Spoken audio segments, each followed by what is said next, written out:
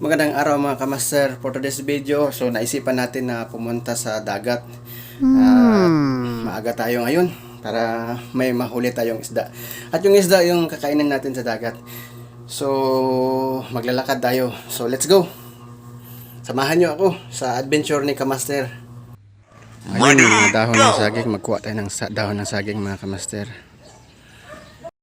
So nandito na tayo sa dagat guys. So wala pala tayong tubig. So nakikita mo yung dito. Madali lang paraan yan ni kamaster. Color orange. So yung dagat nandyan na guys. What's up mga kamaster? So nandito na tayo sa dagat. So balak natin manghuli ng isda. So grabe yung nilakad namin. 3 oras kami nakadating. Naglakad lang kasi tayo. What? So parang walang isda yung ganito. So nakikita mo yung dagat ngayon. Noon na napakamalayo pa yung lupa. Ngayon ang lapit-lapit na. Nasisira na talaga yung mga tanim na punong ng niyog. So check natin yung mga bunga ng mga niyog. Mayroon tayo na. Ayun, sa mga oras na ito ay nagkukuha tayo ng niyog, 2, at saka the same time siniset up natin yung uling natin, no, para mabilis. So pinabilis lang natin ng video para hindi natin ma-short ng time. So ito mga kamaster, yung technique natin para magbilis magbaga yung uling ay papel sa ilalim. Ayun, no. So ayun mga master, napapansin nyo yung apoy nasa ilalim. Ayun, yung ganun to yung technique para yung uling magbaga siya.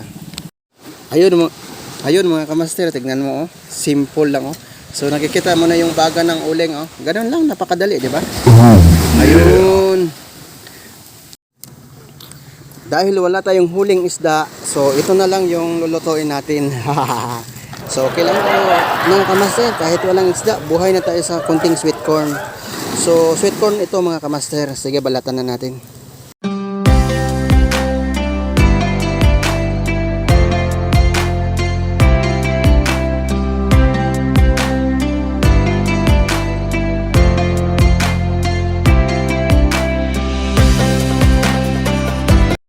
Ayun mga kamaster, so nakikita natin yung baga. Kukunin na natin ito.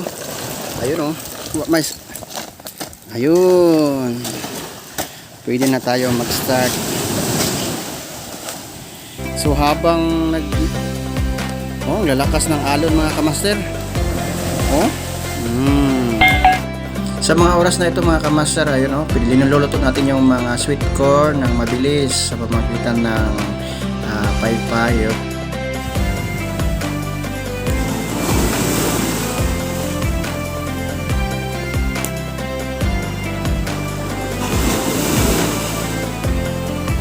Ganun kalakas yung alon. Ayan mga kamaster, malapit nang maluto. Nanggigigil na akong kainin ang sweet corn. Tara, samahan nyo ako kainin. Ang sarap ito kainin mga kamaster kasi nasa malamig tayo na porsyon, lalakas ng mga alon ng dagat. What? Tara, let's eat. So ayan mga kamaster, so naghanda na tayo ng dahon ng saging, yung nakuha na natin kanina. So dito natin kakainin mga kamaster. Sige. So ayan na mga master. I-place na natin isa-isa dahon ng saging. Ayun. So ayun mga kamaster, dahil wala tayong tubig, so naghinga na lang tayo sa punuan ng niyog dito, yung tubig natin. So kainan na mga kamaster. Unang kagat para sa'yo, mga master.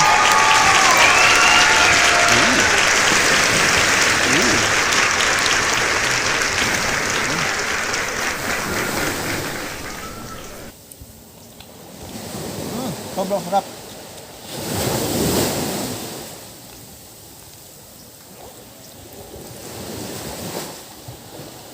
Mas masarap pa sa isda.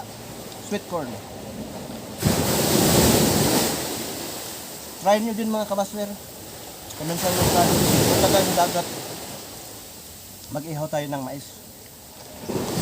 Ang problema, marami tayong tubig dito, butong.